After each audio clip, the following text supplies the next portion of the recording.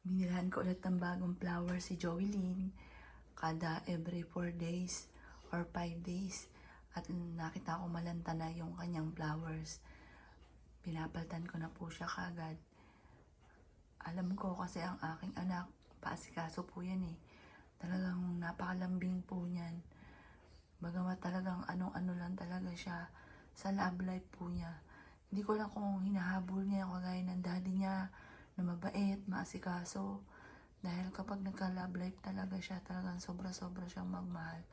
Pero pagdating sa amin mga magulang niya, napakalambing niya lalo na sa akin. Kaming dalawa yung super close na talaga namang sa kada umaga pagising po niya, I love you mami, lagi nakapulupot sa braso ko. Ngayon dahil malapit na siyang mag 1 year magbabang luksa, ay talaga namang sobrang nakakamiss talaga si Joey Lynn, yung mga alaala po niya. Wala, napakagandang anak. Proud na proud ako.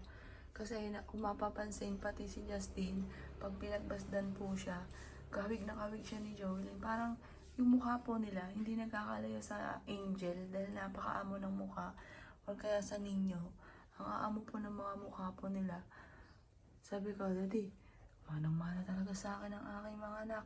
Tingnan mo, mukhang angel ang mukha. Tapos ikaw, dinadaan ko lagi sa biro. Kasi mabait naman kasi talaga yung mister ko. Kahit anong biro mo, hindi po siya napipikon. Kaya lagi namin siyang binibiro. Kahit si Joey lagi binibiro yung daddy niya. Nakakasakit lang talaga ng kalooban. Pero minsan iniisip ko, dahil wala na rin naman ako magawa, no choice na rin. Kesa naman doon sa sinalbahin ng tao, lalo na yung mga viral ngayon, yung mga balita ngayon. Kasi nasa lahi po talaga namin. Yung pinagpapacheck upan nga po namin, may diabetes din. Nasa lahi din po nila. Tapos sabi po sa amin, pag nagkaanak daw si Justin, possible, ganun din daw po, magkakaroon ng diabetes. Kaya talaga kailangan sobrang ingat. Anak, I love you. Love na love ka ni mami. Mananatiling malinis at parang hindi abandonado tong kwarto mo. Mas dadami pa ng dadami ang picture mo. Laging malinis po tong kwarto niya. Like ko po yan nilinisan ni Alcabok. Wala po yan. Kaya pagkatapos ko po mag-live, mag-video, diretso na po ako dito, linis. Anak, I love you.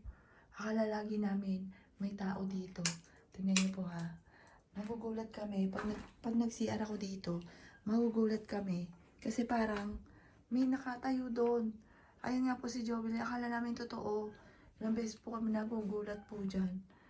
Yan, anak, I love you. Love you, anak. Ang aking pinakamagandang anak. Love you. Kamukha po niya si Justin. Natutulong mag-ayos talaga si ate. Lalong lumibel up. Ang ganda po niya. Pero kung wala po siyang make-up, simple lang. Kamukha siya ni Justin. Yan, simple lang. Kahit ang bata pa siya, tingnan nyo. Kala nyo ba magiging ganyan kaganda po yan.